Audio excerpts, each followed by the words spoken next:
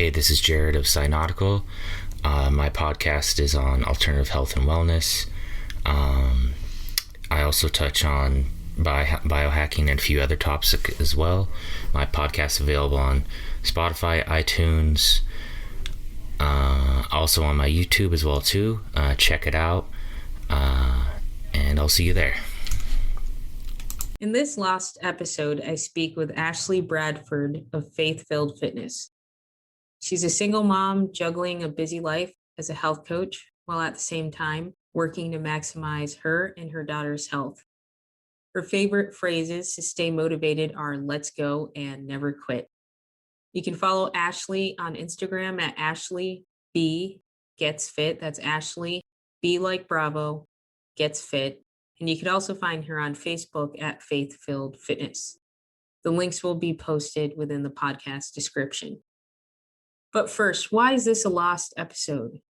Well, it's a lost episode because we had some major audio quality issues.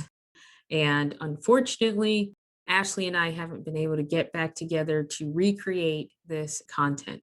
So if you could look past the audio issues or maybe listen past the audio issues, I think you'll be enriched with some great information. Ashley, I'm happy you joined me today. Thank you for accepting the invite. Thank you very much. I'm happy to be here. And one of the reasons I asked you to do this interview is because I could see through your Instagram posts that you never quit. You're constantly going, you're constantly busy, and you post frequently of your fitness journey. Yes. And another reason I wanted to interview you is to hallmark what moms, particularly single moms, go through, the hurdles single moms have to overcome to meet their fitness goals. And in doing so, I believe you and other single moms like you are great examples of how people can maintain a healthy lifestyle without any particular advantages or with, excess resources. Right. Let's start off with your fitness journey. So how did you start working out? When did you start your current fitness journey? In January of 2020, and I just decided that I wanted to make a difference. So, I kind of got tired of being the plus size, I guess you could say. So I decided to start making a change to be healthier, from not only for me, but for my child as well. And that first month that I started, I lost 6 pounds. So did the pandemic affect your decision to start in 2020 or? It actually kind of helped because we were all at home. And so what else, is there better to do than to, hey, let's focus on the fitness. And then my main goal was just not to be the same person when COVID was over. Yeah. Did any of the health information coming out about COVID kind of motivate you at all? Like the health risks or anything like that posted on the news? My problem is I don't really look at the news. Oh, that's good, actually. I didn't know about stuff until later, but as far as that part, but I knew a lot about, of course, the COVID and everything and all the craziness and the reason why they decided to open the gyms back up because people needed more fitness motivation or whatever. So, yeah. Well, I'm glad you started despite the pandemic because it's either one way or the other. It seems like with people, it could be motivating or it can be demotivating. So I'm glad it was motivating for you. Yes, it was. And before this current journey you embarked on, did you play sports or anything as a child? No, the only thing I really did was play softball for the Phillies. When I was a kid, I played with my neighbors. And so I was able to bond with them in a different way, and I was able to have fun doing it. So that was it. Are there any lessons you take from your time playing softball to your current training or mindset? Yeah, no matter what is going on, never be afraid to try something new. And going to go play softball, that was something new to me, and I actually enjoyed it. And you never know what's going to happen in the end. So, hey. Yeah. So you're a fit mom. So how do you juggle your training schedule right now? Right now, because I do virtual learning with my child, it can be very hard, but it is very doable. So whenever I'm not with her, or even when like after her school hours, or even during, like if I want to do recess with her at 11, okay, well, while you're doing recess, I'm going to go work out. Or I involve her in my workouts and say, let's work out together. And so therefore, I'm able to get a workout in and still be there with her. Okay, so it sounds like your schedule fluctuates a little bit. It's not steady every day. No. Yeah, that's tough. But either way, you still make it work. Make right? it work. So even if it's just 10 minutes here or there, it still matters. It still make a difference later down the line. Yeah, that's true. And every little bit of movement still counts. Right. So how do you juggle? So you're juggling your training schedule. And actually, let me ask you real quick. So do you train at home? Are you training at the gym? Most of the time, I'm at home, and then, whenever I get the chance to, I'll go to the gym and, work out there. Okay. And what are your current goals right now? My current goal is to lose 30 pounds at a time. So I'm giving myself about 4 months of a window, basically. So my full goal is to lose 80 pounds and get down to 200. Okay. And how are you going about that right now? I am motivating others as well as, we're helping motivate each other. So my faith-filled fitness group that I started, I'm able to invite other people to motivate them to lose weight. And as they're getting motivated, it's motivating me each time, more and more to be able to lose more weight and be excited about it and stay accountable for it. Yeah. So everyone in that group has accountability through each other. Yes, and it's teaching me how to be a better leader each time. Okay, cool. And I noticed you have a pretty decent following. So did you build that following just over this period from 2020 when you started your fitness journey? Yeah, because I just started this account. I had one previously before, but I just started this one when I decided to start back losing weight. So I wanted to start fresh. So I was like, okay, I'm going to start a new account. And it grew, but the crazy thing about it is that it grew so much more just after I started posting more, after I stayed more active. I think it's great that you're posting videos. I mean, I started following you, so it works. Thank you. So you're a faith-filled fitness group. About how big is it? Is it everyone who follows you? Are they automatically part of the group, or is it a certain other group that they have to join? Well, at first, the group started off of Telegram, and it was only about 5 or 6 of us. And each time I would do a new challenge, I would, add more people or invite more people. So it grew from like 3 people to 5 to about 11 of us.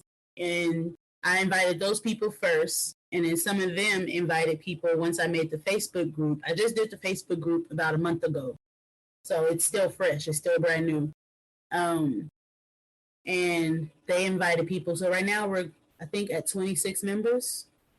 And do you do like scheduled workouts with that group? Do you actually get on camera and work out live with them, or how exactly does it work?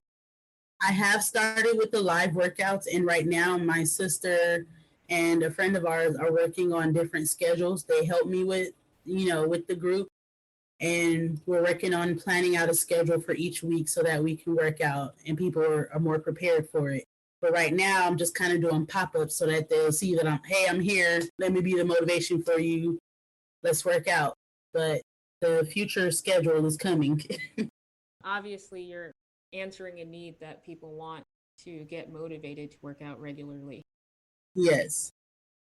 So do you get your daughter involved at all with any of those workouts with the group, or how do you incorporate your daughter with your workouts? It's funny. I technically don't even incorporate her. She does it herself. Oh, that's cool. As soon as a camera pops up or anything like that, my daughter is right there. And sometimes, depending on the situation, I might be like, okay, well, I'm going to need you to sit aside for a minute because it's this and that, that we're doing today. Or and other times I make it, I let her record with me. I let her work out with me because it's an example for other single moms that it can still work. You don't have to always your kid, they're in the way, get out the way, like, hey, let's work out together. And she loves it. She actually calls herself a coach. She's an assistant coach. So. Oh, really? Oh, that's cool. So how do you approach nutrition, and how do you fuel your workouts and fuel your recovery? Like as far as nutrition wise. Well, with me, at one point I was really, really bad at it. So I had to tell myself to kind of just start off slow in modification, like just cut off some things, because I realized that if I cut myself off cold turkey, I'll just backfire. So I had to go about it slowly, take baby steps. Like instead of this, eat this, or, and after a while it got better. And then also what helps me is when I drink nutritional shakes. That helps me a lot because it helps me cut out on a lot of things, but it also teaches me stability and how to better plan out my meals and, The baby steps point, other coaches do recommend that. So what made you think of doing that? Did you just know yourself? You just knew, I can't do this all at once? Well, it's because I've had years of trying, and I've always heard people say like, oh, you just got to count calories, or you just got to stick to this. I'm a very, I don't know how to say it. I'm very difficult. I used to be like extremely difficult before I became the person I am today, more motivated. So it took me time to actually, like, I'm not a calorie counter. I cannot be a calorie counter. And I say that because when it becomes a job or something that I love, then I'll quit it. Okay. That's when I had to take it into my own hands and say, okay, how is this going to work?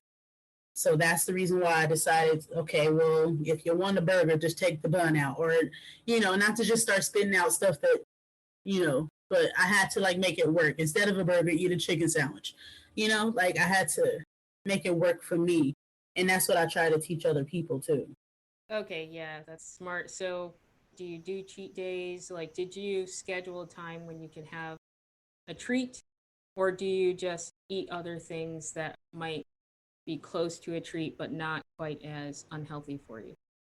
I do cheat days sometimes. I try not to do it as much as I used to, because before it was like, hey, you did good for a week, here's a cheat day, and then it messes me up for that whole week.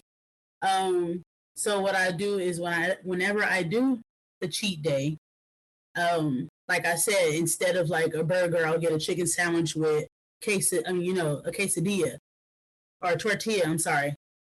I'll get a tortilla, put it on like a chicken sandwich versus bread on beef, or even a lettuce wrap, and I'll substitute for that. And then I'll get no fries, no drink, or. Yeah, so you'll have a cheat meal, not a cheat day. So that's to clarify, right? Correction, there you go. Yeah, cheat day, not very good. So that's really a smart move that you did there. Too bad there are already books on that, because you could have written books on cover those subjects. Eat this, not that. That's a book. Right. And those baby steps. So with your clients with faith-filled fitness, how do you guide them with nutrition? I ask them how they're doing and how their nutrition is right now, and I want to get an understanding on what level they are in what level they're trying to go to, basically, like where are they trying to be and how much are they trying to lose, or if they're trying to gain. And then I'm able to tell them like what kind of nutrition they should have, and like be careful of this and not so much of that. So I'm able to help them and not just go off of my own nutrition thinking that everybody is me, because everybody's different. Yeah, that is true. So do you also incorporate the no calorie counting philosophy with your clients, or do you have any who say, I must know how much I'm eating, I must know more? Yeah, no, because even then, like, even though I say I'm a no calorie counter, I still somewhat count my calories in a sense. I just don't make it like, how people have the scales out? I just don't, I'm not that person. So it's more of like, I see the calories. Ooh, that's a lot. Let me not eat that, and then that. So like, once again, it just goes back to me communicating with them and seeing like how they really are. So I won't tell them like, girl, don't count your calories. I'll just be like, if that works for you, then great. Like, do what you're doing. I'm mostly here to motivate you to do right, or to motivate you to do better, basically. So even if they just move one step up while they're working with me, I still help them in a sense. So yeah. That makes sense. So you're actually doing what a lot of lifetime or lifelong fitness people do after a while. They might start off with counting their calories. Over time they already know how to eat, and what they check is, does something have an excessive amount of calories or an excessive amount of saturated fats or something like that. So you're already a step ahead as far as knowing what to do more intuitively. So that's great. Thank you. Oh, you're welcome. You can tell you're very thoughtful about this and that you have experience trying to reach fitness goals in the past. Yes, I love it. I don't know who this person is, but Now, have you had any downtimes when you're not as motivated to train? Oh, yes, of course. I've had them quite a bit. And that's what makes me a stronger leader in a sense, because I'm able to tell people, like, there are going to be times where you will fall. There are going to be times where losing weight might, I don't want to say stress you out, but it just, you might not feel motivated. And sometimes I don't. But then as soon as I get online and I post my pictures, or I might post a video where I'm looking extremely motivated, 10 minutes later, like, just because I posted that video, it uplifts me, because it reminds me, like, you're doing this because you're helping others. You're doing this so you can help yourself. Like, you're doing good. You'll be okay. And then if you have enough of those experiences, then you can get more accustomed to pushing through those in the future if you're doubting yourself. Exactly. Yes. So speaking of sometimes not being motivated, how have you set up your training schedule? What's your general weekly training routine like? As long as I work out about 5 times a week, even if it's just 10, 15 minutes, that day, and 30 minutes the other day, the next day, then I'm okay. Like, I may not have worked out super hard, but I worked out and I was steady with it. It was an everyday thing. I try not to make it too hard, or, get too mad at myself or whatever, because I didn't kill my abs on Wednesday. So I try to make sure that I'm okay with it so that I won't stress out about it. And so do you have like strength training days, cardio days? How do you work out your schedule? I tried to do it like that. It didn't really work. So I kind of just stick to full body. Like, if I do full body, then I know I cover all areas, and then it just works for me. Later down the line, I do want to do it where I separate, core from abs and legs and everything. Like, I want to do that where it's separate in different days like that. But at the same time, I feel like right now full body works for me more, because I might forget what Wednesday was unless I write it down. So if I do full body, then I know I covered all areas. Yeah. So your main scheme for working out is to make sure you work out more days of the week than the days of the week that you don't actually train and work out. Yeah. Yes. That makes sense. And that way it really grows on you too. Right. So one of the things that you posted on your Instagram account was interesting to me, because it can actually be kind of controversial. And I'll tell you why in a second, but it was an actress who was in a fitness magazine, and she said something along the lines of, some women just want to be small. I want to be built like a woman. So what are your thoughts on that quote? What inspired you to post that quote? I think what she meant by that, I remember the quote, but I can't exactly remember who said it. But the reason why I posted it, I believe, is because I think what she meant by that was, a lot of times people are so fixated, on being like small, that they're not trying to like how do you say it? They're focused on just being small, that they're not focused on the whole picture about it. Like, do it for you and not just because you want to be skinny. Like, so with me, when it says I want to be built like a woman, like I want to have the things that I desire. I don't want to just lose weight. I want to actually have a cute shape with it. I want to, I want to be healthy. I want to be happy about it, not just lose weight and then be later like, I don't like my body still. I don't know. That's what I got out of it. Yeah. There's a few ways to interpret it. And I think your way is a valid way. And it might be the way she meant it. Another way to look at it would be, so at some gyms, particularly luxury gyms, a lot of women are going for this very lithe, lean body type. If you compare their body to a really young woman, I mean, someone who's barely a woman, it's very similar. So Yeah. she could have possibly been implying that. I know when I worked at a luxury gym, I mentioned that the women were essentially trying to mimic the build of before they hit puberty. Let's just put it that way. Yeah. They didn't want hips, they didn't want fat, they didn't want any kind of developed shape. Right. And, I think that's an unhealthy image. There are, just to kind of back that up, there are pictures of women, famous women who have posted themselves wearing their daughter's clothing, their children's clothing, to say, look at me, I'm as small as a child. And right. That's like a really unhealthy thing, to try to mimic the body of a child, of someone who isn't developed yet. Right. I think that's like a thing in the society, and it's okay to actually develop hips, develop a certain amount of body fat so you can actually bear a child, because that's all part of becoming a woman. Yeah. Yeah. So I thought that was a good quote to bring up, because when you're not famous and you bring it up, people look at you funny. But I think it's kind of like a dirty part of society that people don't want to say out loud. Right. They know these women are trying to look like females who haven't hit puberty yet. Yeah.